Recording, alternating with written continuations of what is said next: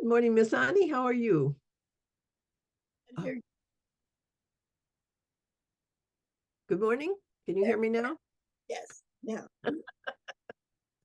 I turned the sound down because I had to take a phone call. okay. So Happy New Year. Well, yeah. Happy New Year to the globe, to the world that is in such a state of craziness. Yes. Yeah. It's almost anathema to watch the news. You know, it's like it's terrible. Yeah. I haven't actually watched the news a whole lot. I kind of dabble a little bit and see a few things, but I've not been paying a great deal of attention. Good morning, Mark. I'm Happy already. New Year. Good morning. Good afternoon. Afternoon, yes, wherever you are. Yeah, the thing that hit me this morning when I just watched a little bit of the news was the genocide that the Israelis are committing genocide.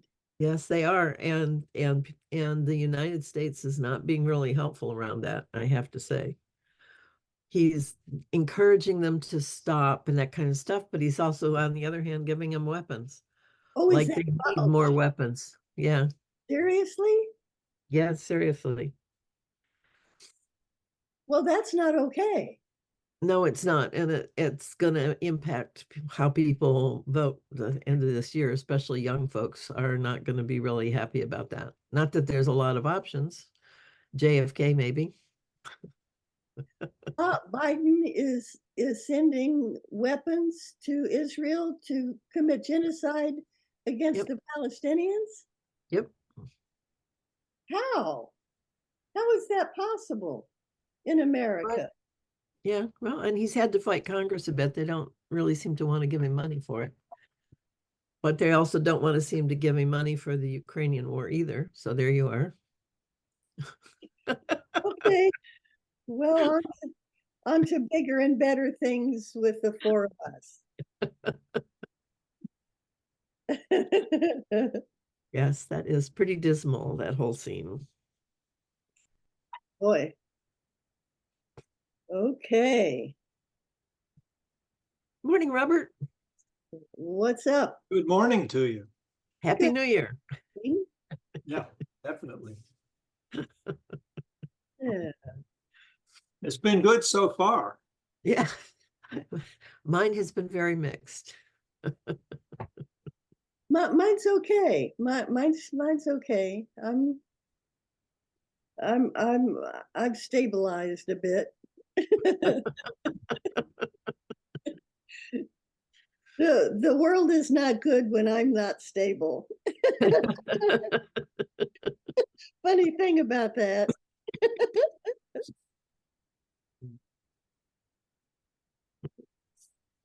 Oh,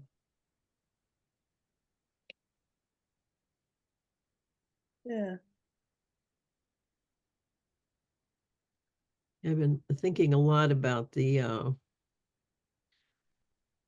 prophecy that we talked about, I don't know, last week and a few weeks ago, and how urgent that sounds and how difficult it is to act in an urgent way. What prophecy? Uh, I think I played it for you. It was from a tribe, and they're saying that we have till the solstice, the summer, to decide what we're doing as a species. And that they're predicting if we make wrong choices in 3 years, only a third of life will be left on Earth. May I make a suggestion? So many sources are saying what you speak is the reality you create. Can we be more thoughtful about the kind of create the kind of and I'm talking to myself too because I already talked about genocide and all that crap and that's not helpful. That's not it. You So, know, Ani, maybe what I'd like to ask you about that, because you bring this up often, and I understand your concerns, and I do believe that what we speak, we bring forward. So I'm not arguing that. However, like you said, genocide is happening. What do you do about that? How do you engage with that without talking about it? If the planet is moving so fast toward a new state of balance that is going to be drastically less life focused than it has been, how do you talk about that? What do you do? How do you engage with it in a way that is as helpful as possible right. Yes, without using those words and talking about it? That for me is a very confounding thing. it may be confounding, but it's a challenge that I accept and don't know how, but we'll learn because we'll get immediate feedback from our own vibration and each other. I mean, it's an art to be honest, to be thoughtful, to acknowledge, and yet to not create it as reality. Somehow. And I do think that the words alone are not sufficient. It's words and emotion that create reality. Of course. And so for me, I can talk about some things without emotion. And I feel that is talking about them, but not creating. To get into the fear of it is a creative act in my mind. I understand what you're saying, but I don't want to talk about something I can't feel. I don't want to live in my head. Yeah, well, I think there's a place for both. Huh? I said, I think there's a place for both. And I don't talk about things that aren't meaningful to me, which is the feeling place. But there's a difference for me in, and I'm actually thinking about this with love too. We talk about how we need to love and how love is so important. And so what does that mean in reality? Being in love is not a very productive, your head's in the clouds, you're consumed by something. It's a great feeling. It's hard to do anything in that state. When you're in a perilous situation and you react to help, that's love. And I don't think you're feeling it. I don't think you would claim you're feeling love at that time, but there's a sense of caring, of concern, which I see as love. So they're just we don't have words. We're not as skillful around love as the Eskimos are around snow. You No, know, they've got this whole bunch of words that describe all these different kinds of snow. And we don't do that. We have one word and we plaster it on everything. well, we have the opportunity to create something different and new. That's why we're here. That's why this is a deep dive. And I appreciate that we have the opportunity to learn how to honestly, feelingly talk about what we're experiencing as reality without creating what we don't like, what we don't want. I think it's a human threshold of evolution to do this. Yeah, can I make a comment about feelings? Please. I think we need to define what feelings we're talking about. Now, are we talking about feelings that are running rampant in our imagination? In other words, I'm feeling scared because Donald Trump might be elected. No. So therefore, I'm going to freak out day in and day out because some people I know are doing that. Yeah.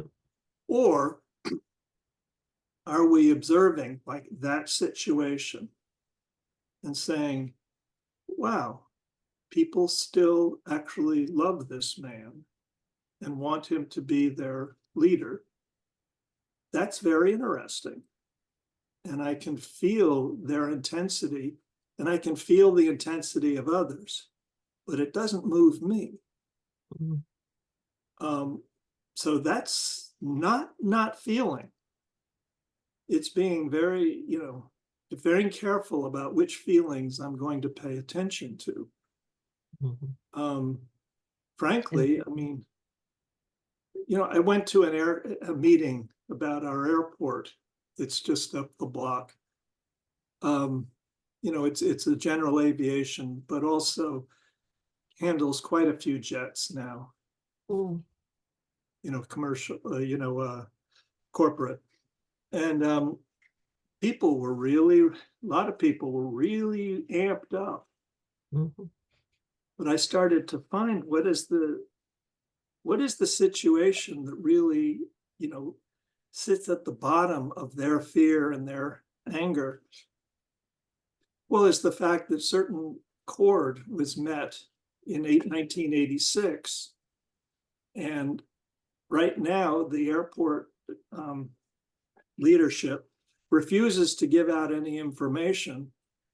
The weight limit for any plane taking off or landing at the airport was going to be limited at 66,000 pounds, but evidently many planes come in and out now that are capable of 100,000, or by capable, I mean if they're carrying a full load of fuel.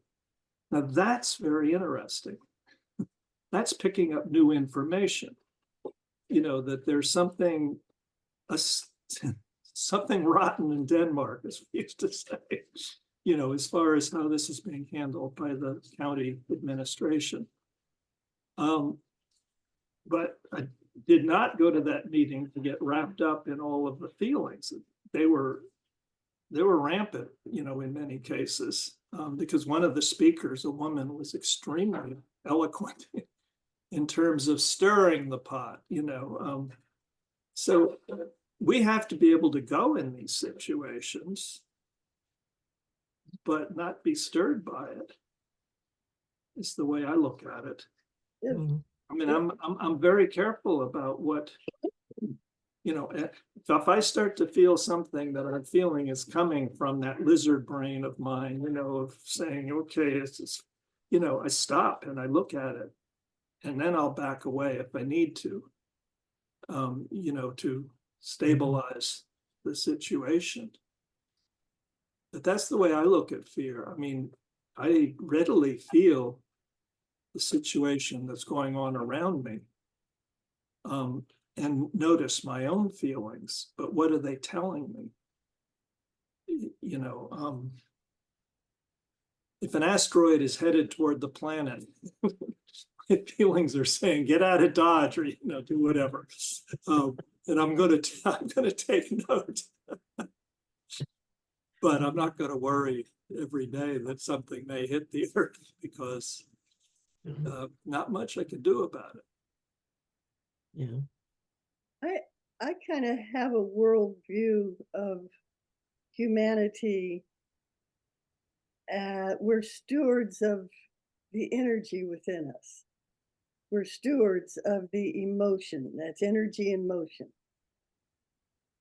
And if we can, if we can stabilize individually, human by human by human, if I can stabilize, balance my energy to not be part of the problem, but be part of the solution, I know of no more sure approach than individual evolution in how we manage our own energy, our own thoughts.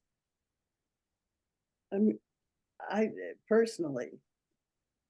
Well, I think that's true, but not everybody is in that place or even interested in being in that place, and they still exist in the same space, and you get to deal with them. I mean, there's a You get skill to there deal with too. them. You're this is still happening. I mean, what how you're managing is still happening in whatever it's in the midst of. I mean, we have to be stabilizing forces. I mean, each of us has the opportunity, responsibility, and a chance to evolve, to be a stabilizing influence wherever we are, whenever it is about anything. Yep. And sometimes that makes people mad, I actually. don't care. That doesn't take my responsibility away. No, Or it just makes it difficult to be effective. how else can you be effective? That's a good question. I don't know, actually. But this is the we only don't know way the I answer. know.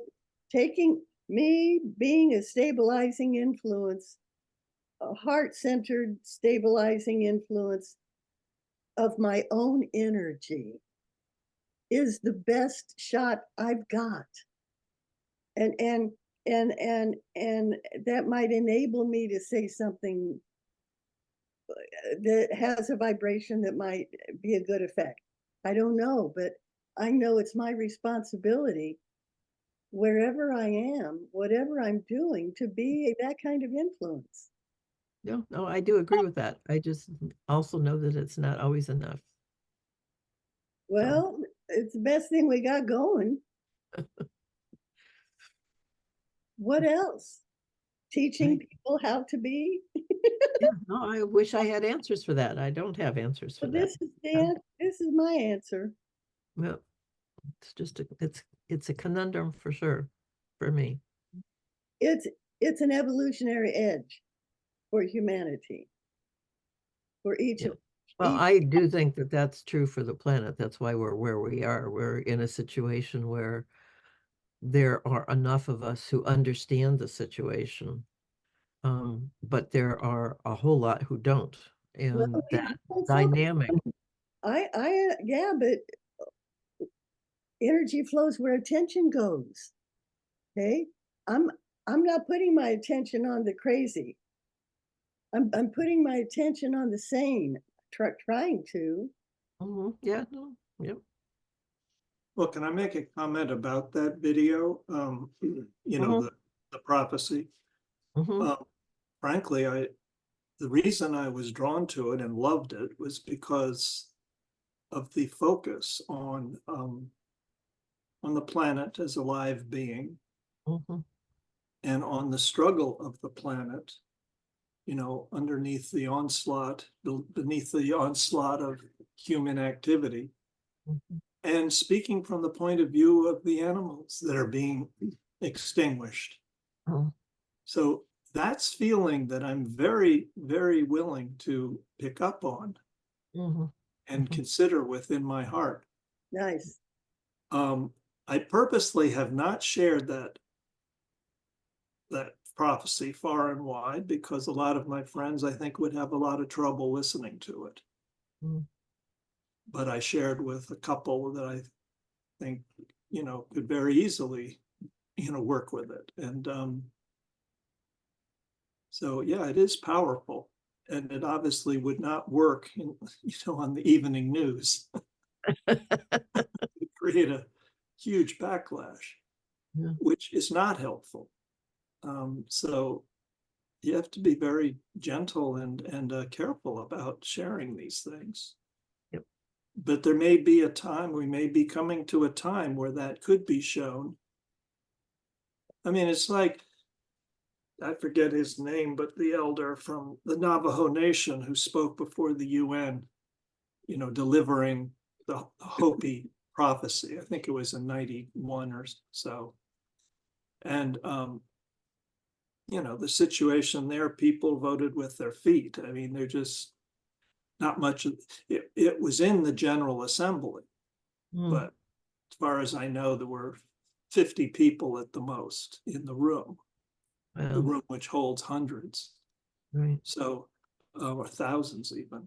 So, you know, that, so he presented it and it was recorded and it's part of the history of the, you know, of the UN Mm. General Assembly. But so that's something.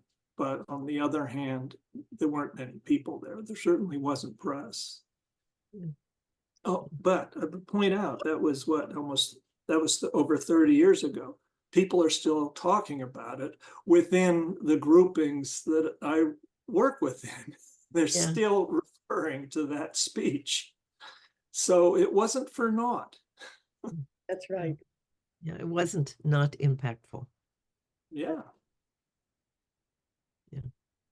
Yeah, and I think that's the only hope we have, is we just do what we need to do. And it And we will, don't have 30 years, but yeah, there are plenty of things happening right now regarding this primary issue. And they're just under the radar. And maybe, thankfully so. I forget what you shared with us, that I forget I'm not sure I saw what you're referring to that Catherine brought forward, but I would like afterwards or something for you to send me the link to it or something. oh, it's It was hard to do. chat once. Yeah. What? It's hard to share because it's a Vimeo instead of a YouTube. So it's not as easy to share as a YouTube video. How would I find it? What's it called? Um, Because I'll go on Vimeo. yeah, I have to, because I've been noodling with where to put it so that I could do things with it too. And I don't know that I've actually done that. Well, whenever you locate it or something, Yeah.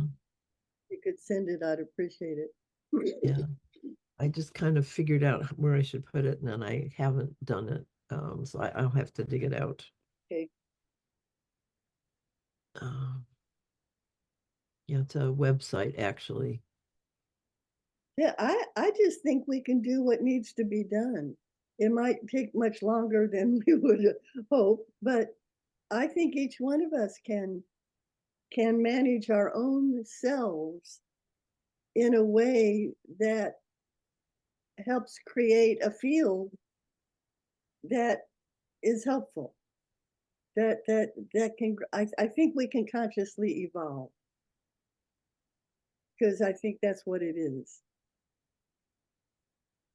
Yeah, I looked up I went on YouTube and looked up Barbara Marx Hubbard, a speech she did in 2015, and where she talked about the new worldview of conscious evolution, and I'm still right there. I mean, we have capacity to consciously evolve as a species, individually, a person at a time. And if that's not something to focus on that's helpful, I don't know what is.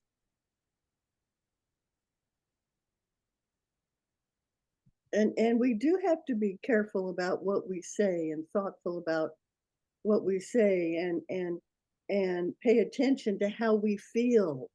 And when we're spastic inside, when we're scared, when we're angry inside, pay attention to that and manage it.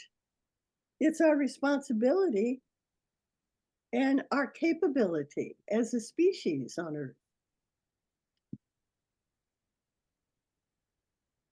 So Ani, I'm going to put the link in the chat. Okay. Mark already has. Oh, okay. Oh, You're faster than I am. And he beat me. I mean, I came up with it too, but then I saw that Mark already had it there.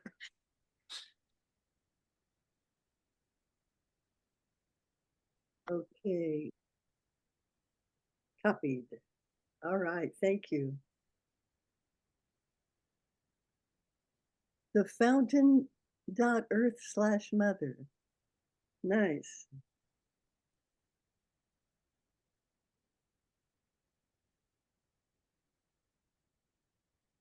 Yeah, the only thing I've been able to really hang on to is to get people to cherish their soil It Uh, just seems as foundational as we can get and as simple as we can get, as useful. We're not, if not able to do really big, great, fantastic things and have huge impacts on the powers that be, then we can do what we can do where we are. I appreciate that about you too. You've been very faithful with that. And I think it's helpful. I mean, earth, come on, dirt, come And on. I have to say, the people who resonate with dirt are just wonderful people to work with. I mean, they really love life. They're real enthusiastic. They're just, it's like, yes, what can we do? It's just really neat. It's really fun. That's why it hurts so bad when I started the garden here at the senior community and they made us stop. Mhm. It's earth, it's soil, it's dirt, it's planet, it's flesh. Yeah. I don't know that I'll ever be over that. Yeah. Yeah.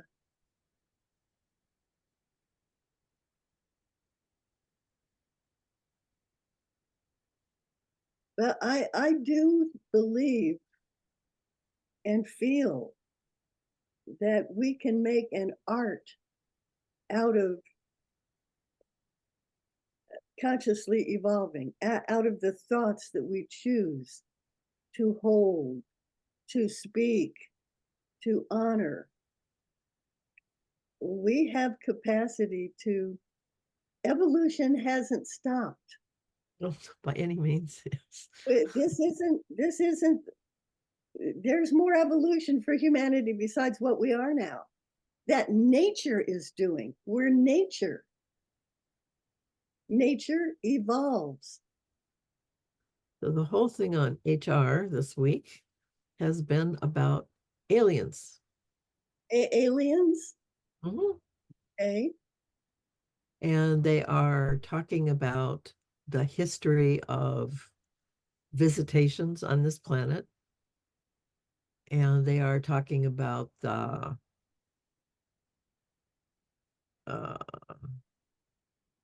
the physical things we have that seem to be connected with that. And they're talking about the reluctance of people to talk about that and to share those and to hide them, actually. Um, and it really does generate interesting conversations about why they're here, why they would be interested, what their intents might be, um, what the benefit might be to us or not, um, where we sit in that process. I mean, who are we to them? One of the speakers today did a very interesting thing. He said, when you look back at hunter-gatherers as they were millions of years ago, and you look at those people on the planet who are still in that state, they're really similar. You really don't see much difference in those two. They could probably move back and forth and not feel terribly disconnected. They're doing the same things. Oh, their style of clothes might change and that kind of stuff, but pretty much it's the same thing. When you go to subsistence farming, you can do the same thing.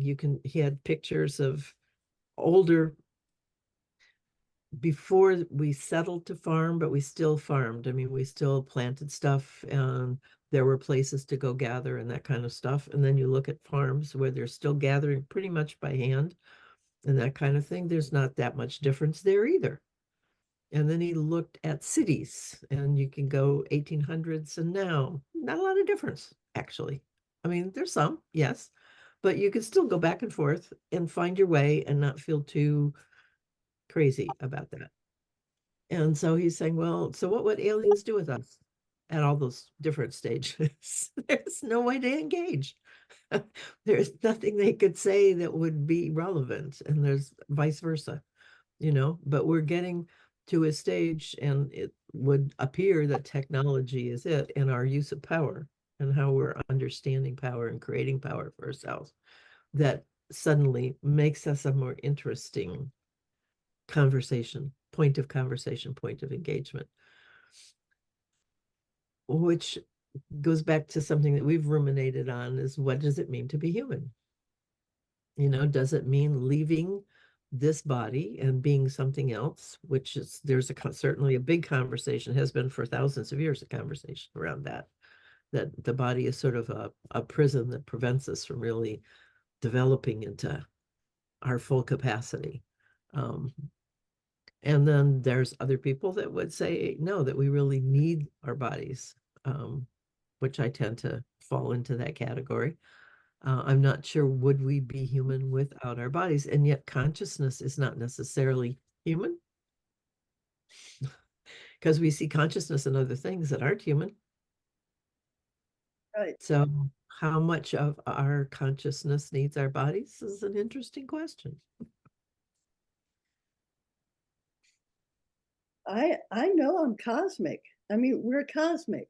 We're we've we're galactic beings. We've come, I mean, evolution, the Big Bang is still banging, you know, and so I'm comfortable with I mean I with my cosmic origin, but that doesn't switch my head around in funny ways. I just know that um, I don't know what to say about it other than I'm comfortable being cosmic in origin. It I don't have to do anything with that. I don't have to put any categories or Well, and certainly our consciousness can go places, you know, there's distant viewing, all sorts of things we can. And when I think even biblically, you know, the stories that the earth would end in fire. Well, here we are, folks. You know, somebody saw that a whole long time ago and wrote it down. Um, so we can see across time and space. We don't need a body to do that in some kind of way. Although, I mean, I guess the question for me would be, I'm not even sure how to say that, because it's me doing that. So there's still a me here. There's still a place where I am. And if I wasn't embodied, that wouldn't exist, or would it? Does it just become more subtle? You we're know, there's a transfer after death without bodies. I still talk to people who are dead. So there's a consciousness, there's a sense that they have of themselves that's still there, because they still show up very similar. They're not without form totally. It's just subtle. So yeah, really interesting things to think about. And you know, maybe the death of life on the planet as we know it is a way of pushing us out of being so attached to our physical form. Maybe we really need to let that go in order to become more fully who we can potentially be. Well, what do you mean let it go? Because we do let it go when we die, when our bodies die. Yes, but then we do come back. It's not like we don't come back. Yeah, but So there, if we did not re-embody, what would that look like? I mean, that's a whole different level of existence than say I'm that familiar with. say that again, please. If we did not embody again, if we stayed disembodied and still were conscious, what would that be like? What does life look like? What do we do with time? I don't know how to phrase it. But you know, how would we be? How would we interchange with each other? What kinds of things would we do together? Where is our, how does our intent manifest then, or our desire? How does that show up and come into being? I don't really care about knowing all of everything. I'm not here to know everything. I can't know everything. And that's okay with me. Because nature knows whatever that is. I mean, we didn't make ourselves. You know, I'm supposed to have a body. I'm supposed to be in this. I don't, we don't need to make it more complicated than it is. We can't, our brains aren't that, you know, developed yet. Our bodies are more, the cells of our bodies are more evolved than the cells of our brain. You know, and part of our attachment to technology is it seems to enhance what our bodies do. It makes our bodies more, the computers work faster than our brains in some cases. We can see further with technology kinds of things. You know, it's an enhancement. It's making Yeah. us better in some capacity. So there's a piece of the lore that says that that's the way to go, that we're improving our bodies through technology. Now, whether our consciousness improves at the same rate as our technologically enhanced bodies might be another discussion, but Let's see what the men have to say. Well, I was going to say, it seems like we're reaching a point of where it's becoming a retrograde yeah, experience in consciousness, because AI to me is useless. You know, it makes people stupid because they get lazy, they do something, you know, they have something they'd rather do. So what are they doing? Well, research is showing they're staring at their phone for, they're chasing down rabbit holes in the, you know, in the, on the web, on TikTok, or, you know, any which string of sequence of videos. You know, if you do that, it gives you a headache. It gives me a headache very quickly, but I know people do it all the time. This isn't, I mean, this can't be seen as good, I don't think. And as far as, you know, as far as the computer work, there are humans who can do that kind of calculation in their heads just as quickly as a computer, maybe not as quickly as some of the more advanced ones, but and does everybody need to have that capability? Does every human have to have that capability? I don't think so. I don't even want it. So this is not a discussion that seems to be, the philosophical discussion does not seem to be, you know, being held. Maybe in some groupings. Mark, you may know more about that, but I haven't heard too much discussion about it. We seem to be caught in this progress at any cost. And progress is generally revolving around money. It's not revolving, making money, economy. It's not really involved with anything to do with the improvement of the human experience on this planet. So I think yeah, you make a really good point, Robert, which is one that's bothered me also, is that this, we talk about consciousness, but how does that change how we live? How does that improve our life in any kind of way? I mean, it's almost outside of life. Um, you don't want to cook. You don't want to plant. You don't want to engage with the things that keep you alive. You want to spend your time over here in this world, whatever that is. well, I got to tell you, the people whose consciousness that I admire most, almost to a person, wants to get their hands in the soil, garden. loves walking in the wilderness, is very, feels themselves very accountable to how their body, you know, for caring for their body, to making sure it's optimum, just because life experience is optimum if everything's working properly. Yeah. And it actually as I'm sure we can all attest, it requires more work as we get older. Yep. But it's still possible to, to live life clear and, precise in your movement, in your thoughts. And those are the people that I admire. There are others who seem hell-bent to create, the newest, phantasma. I'm not against technology. We're using computers right now, and I enjoy that. But I get concerned, particularly with all this kerfluffle around AI. I mean, I read the news on the phone. It's just what they're presenting me.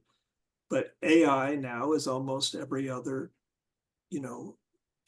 story that they're presenting to me. Whether it has to do with Hollywood or people cheating on their exams or whatever.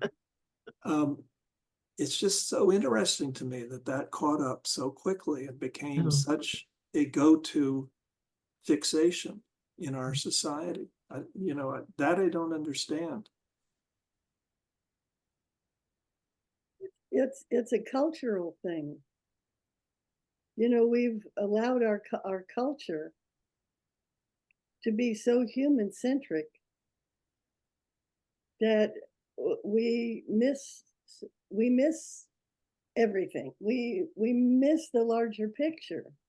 That it's everything is one. Everything is a whole. Life is interactive and evolving.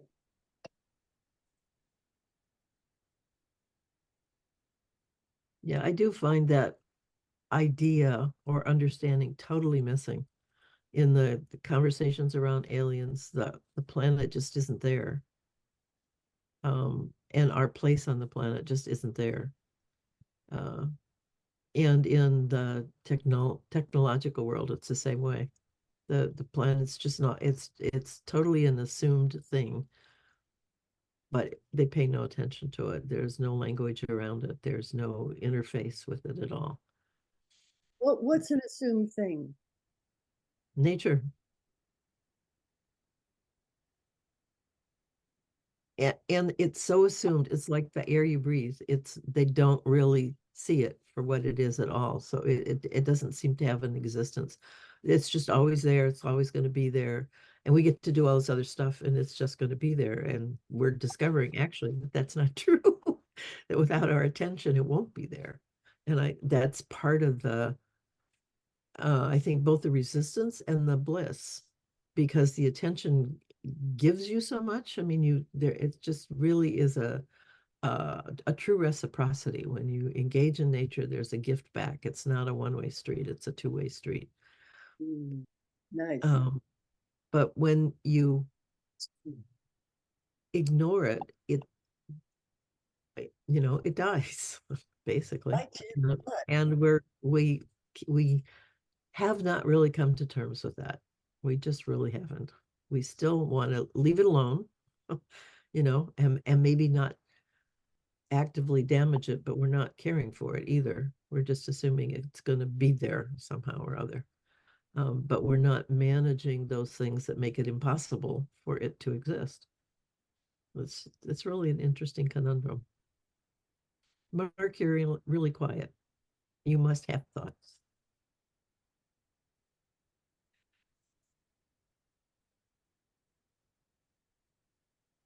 You're muted. Lots. I have lots of things. There's the reaction I was expecting. And I said that, there's something about this last point that I might say something about, but like a larger offering would be, like in this conversation, I would say there's a dozen or a couple of dozen threads that we've sort of just touched on or skipped through quite quickly. And I would suggest that from my learning of the fundamentals of living systems, there's been blind spots and misunderstandings expressed in every one of them. And it would be an interesting exercise to sort of go through this recording and like, okay, how many different, what were all of the themes that we kind of spent a little bit of time on? And then for each one of them actually going through quite slowly and essentially talking through it in a way that elevates the fundamentals of the living world. Like, what is the living world actually non-negotiably, non-questionably saying about these topics to elevate that real knowing that we have access to without any making stuff up or any belief or any thought, but what do we know because we have a relationship with the fundamentals of the living world, and that tells us a lot about these things that we're questioning. So that would be my larger sort of Can you offering. share an example? What was the thing we were just talking about? Well, it was I see I'm at an advantage. My memory. the main thing I was talking about is how is AI Yeah. as perhaps being an impediment to greater understanding and even curiosity about what's real in the natural world. That brings up the question of what is the natural world actually these days. It has changed so much. And so I was just questioning, have we reached a turning point where science is no longer truly, improving the human being, or is it something that's on its own trajectory that's kind of out of control? Yeah, I mean that's a slightly different I know. I synopsized. flavor of what was previously we were at, but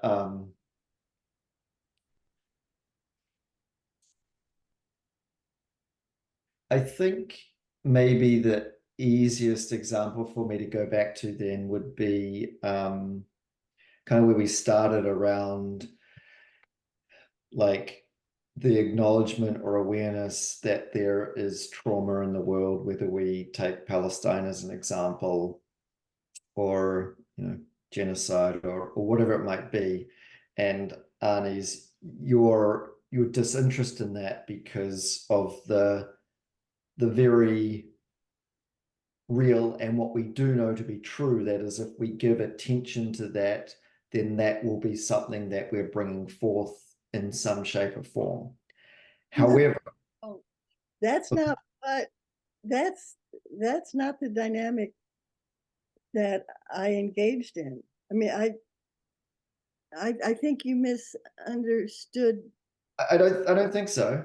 I think I totally got your point, which is you don't want to give attention to these things because when we do it, like has an impact on us, and it's about we bring that forward when we give it attention. Oh, it's how we relate to it. It's relational. It's not. I mean, I don't. I hear what Mark said and what you said also. That's why I always have a reaction to it. And why I try to talk around how to talk about it without feeling like I'm recreating it. I think the pain we're all feeling around that is actually a way to stop it. That we have to hold that pain. To deny that pain is to continue it. That we need to be in that pain and acknowledge that pain in order to say no. If we aren't there, then it just continues because there's no balance. So how does that fit with what you're saying, Mark? Well, I'm just those words were just pointing to a point in the conversation, and then I want to now say something about that point. Okay. Um,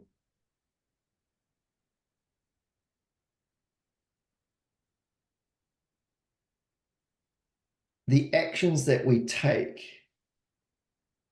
are are informed by our grasp on ourself, our grasp on our context,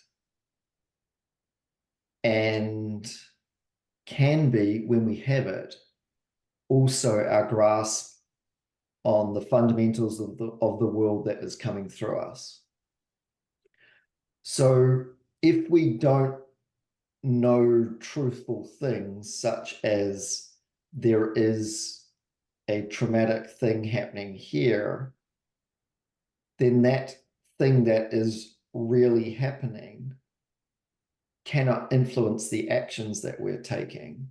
And so therefore our actions can't be having any purchase on that thing happening. So there is a need to know the world as it actually is. It is another thing to be a person that isn't so overwhelmed in whichever way it might happen for a given person by knowledge of that actual thing, such that it either makes it difficult for us to act, or we have an overemphasis of the quote unquote bad or the trauma, such that we are unable to be allowing the sort of the fundamentals of health coming through us in our actions.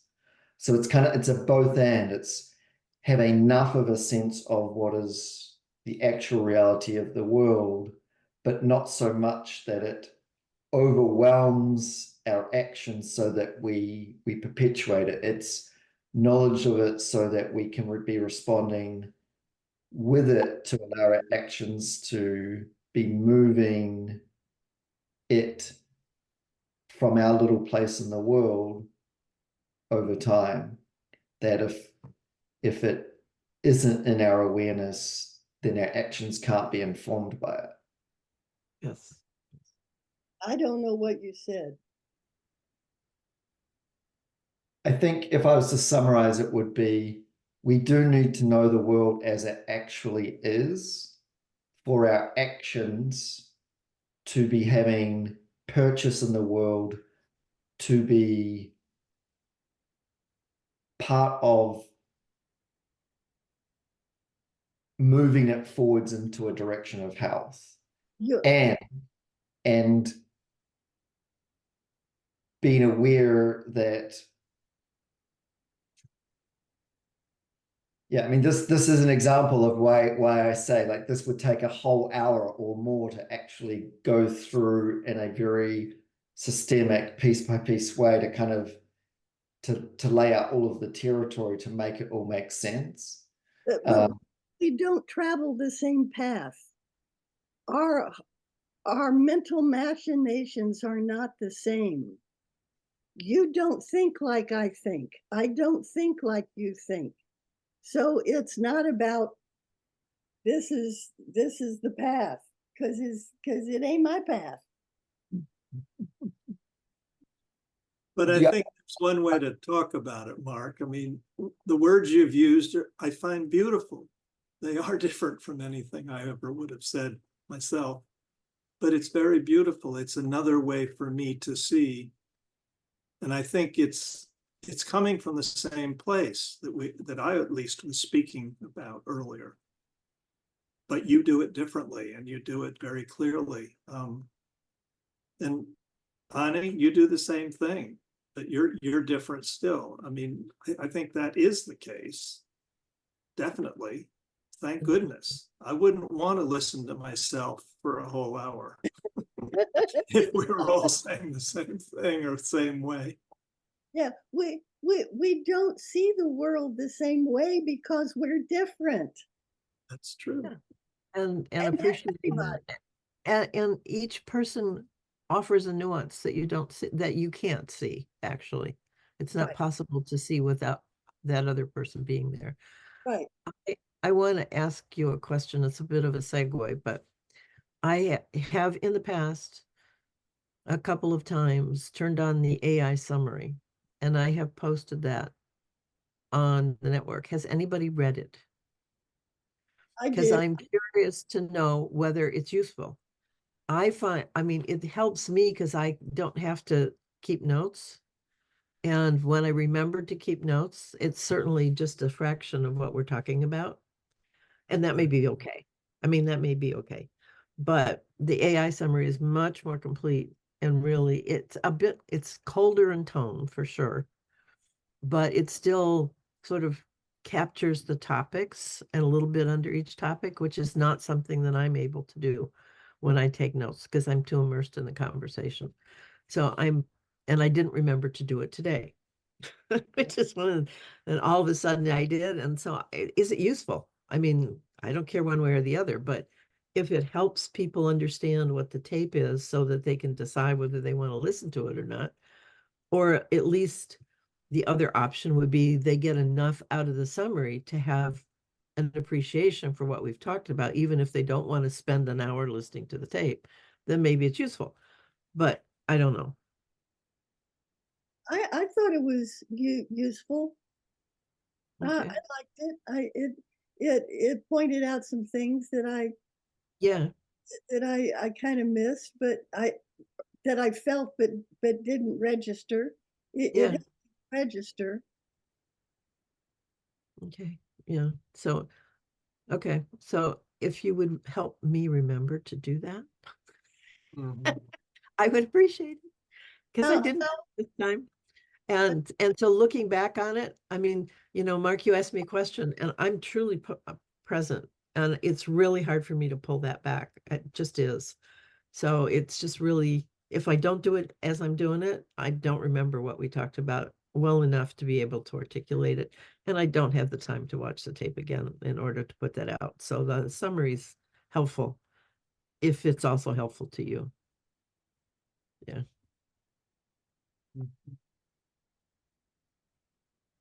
One thing that I think there is perhaps a misunderstanding of what I'm saying around which like clearly we're different people experiencing the world in different ways because our piece of the world is different. Um, that is completely contained in what I'm saying. However, from a living systems perspective, there are fundamentals that we are all part of and interacting with. In what I'm pointing to is those fundamentals that is true for all of us. And it's not trying to be specific about a specific path or saying this is the only way. However, it is saying that if we are unaware or not giving space to the fundamentals of the living world that we're all part of, then we will be unable to make optimal actions based on our self in our little part of the world at this moment in time. And so a large part of my work is elevating those fundamentals that we're all subject to, because it allows us to be on our own path in a more optimal way. That means our actions can make a difference for the whole system to be moving in the direction of health and thriving, from us being a very small actor in it, but taking actions that contribute to that larger system movement. Right. For me, that's why I feel understanding our biology as the holder of lots of other biologies is really relevant. It's not something that a lot of people that we've known actually or understood until very recently. It's new science. But it gives me a very different perspective to know that I'm 30,000 other folks all here and we're all working together in some sort of way and we have a mutual responsibility to each other. That is a frame that helps me expand into the world outside my body in a very similar way to see how connected that is and how connected the things in me are to that as well. And it makes me one appreciate the intelligence that's there that is not in my head or even in my understanding, but that makes me alive. And it makes me feel more in relationship with life, actually, because it's so clear that there are things here that I call me that are not and yet are. And that wonder about that space is a very rich place to be. And to expand that into the larger place, for me, is an incredibly rich spiritual experience. There's a kind of gratitude and an awe that I get just thinking about that. And that has become kind of the focus of how I see the value of the patterns that I talk about, because that's how I see happening in here. And that's how I see working out there. And if we can articulate them, we can be very conscious about that and catch ourselves when we're not, so that we're coherent. Because I think that's the point that you're making, Mark, that when we understand that, our actions become coherent with larger life instead of in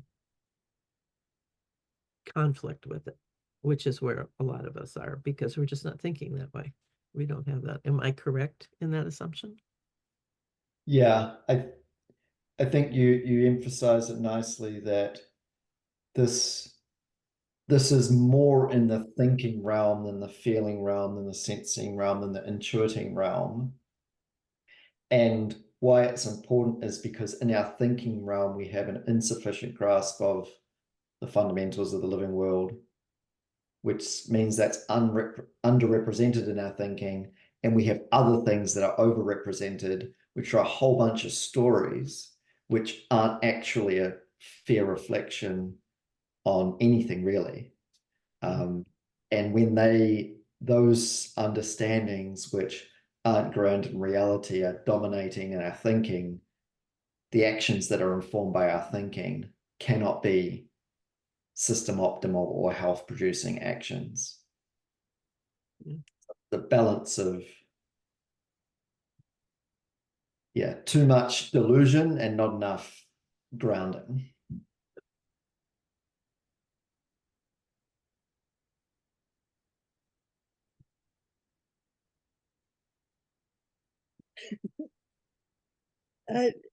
I just wrote down the word analytical, trying to identify my experience of this conversation.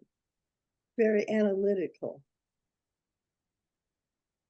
And that's not where I enjoy spending most of my time. In analyzing.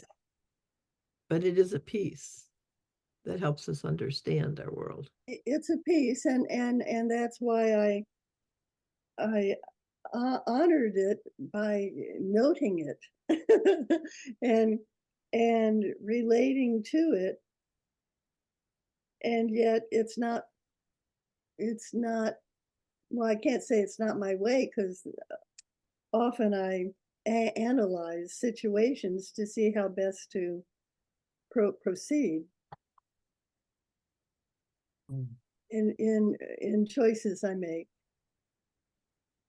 I would like to ask Mark if he would be willing to sort of knock on our doors when we hit a spot that he feels he could go a little deeper in, or to expand that piece of it a little more. It might be helpful. Yeah, Because there's we, a tension here, right? Because I feel like that potentially could be more analytical, which might make it less enjoyable for Ani.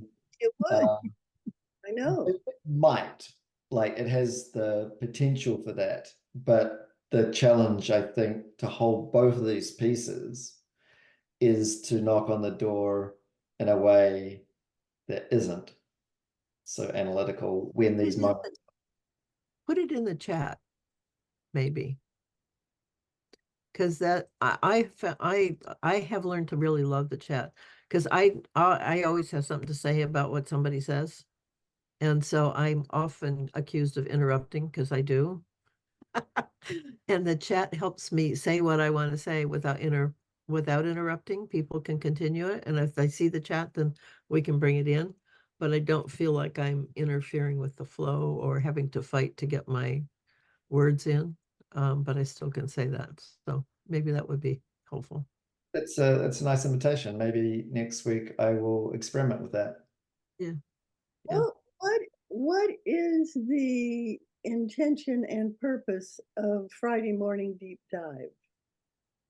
Because to me, it's I it's relational, Mhm. and relational and analytic are I don't experience them the same way. No. But I for me, it's not an either or, it's a both and. You know, Right. I think it's a matter of presentation of ourselves. This brings me back to in a week, I start another process where I'll be training as a facilitator for a group called Talking Across Party Lines.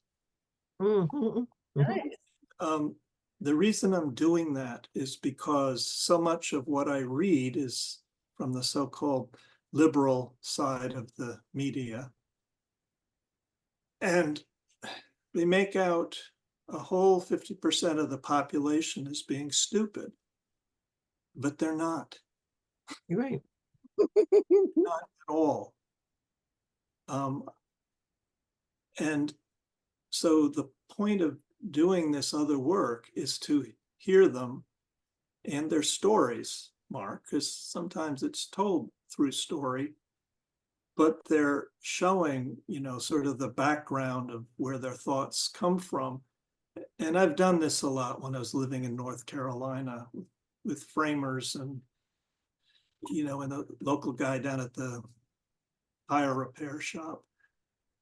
You get beyond the stories and suddenly you can start talking about real things and finding out that there's agreement, that there's a point of attachment to what's real for each one of us, that there's enough similarity that we can actually start to talk.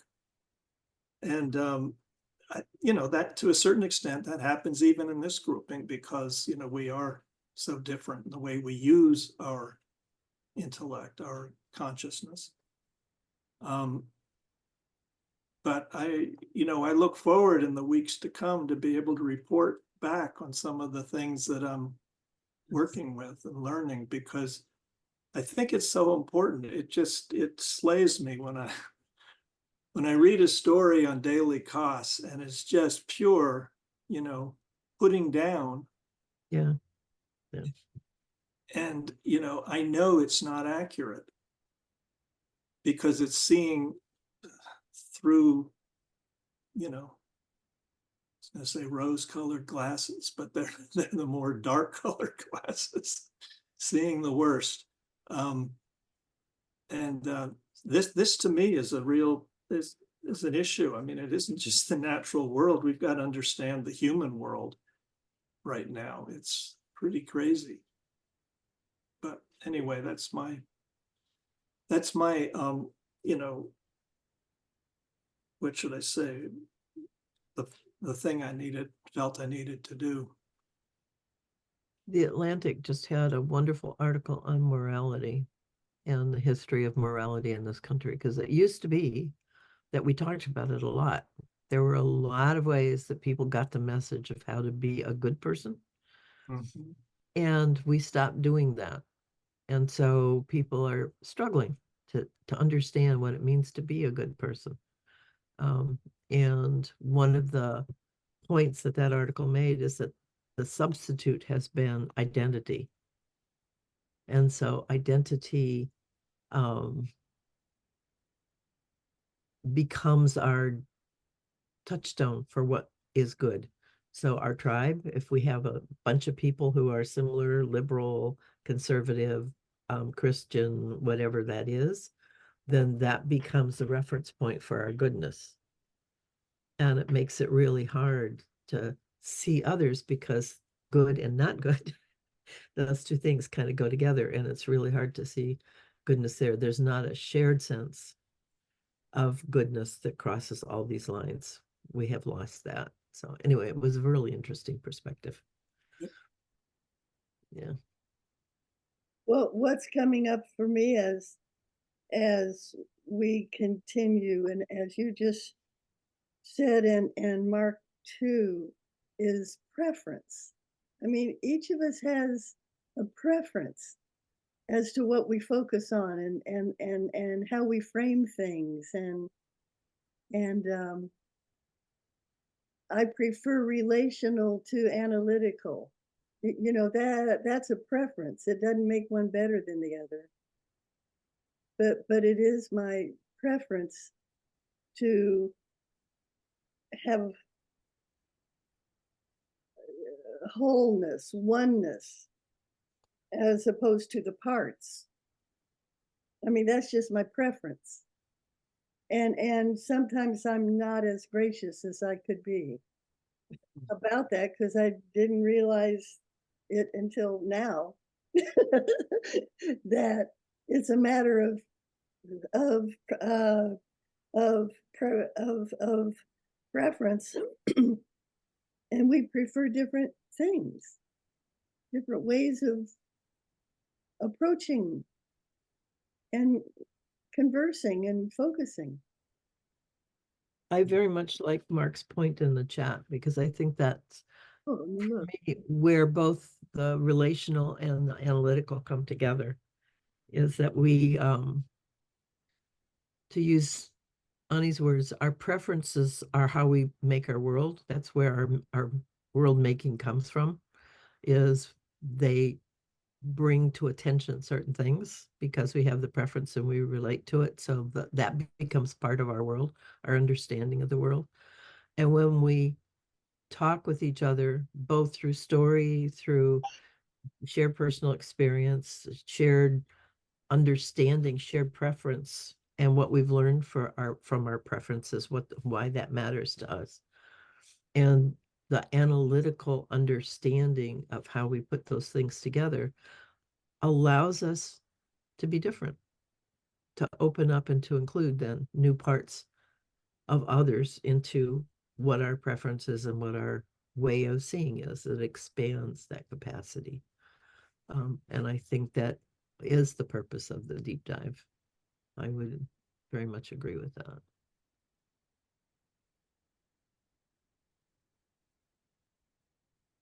Yeah. Should we get back to work? It's that time, isn't it? It is. It is. So thank you all for being here. You all. Thank you all too. And I want to get better at what we're doing. You're welcome.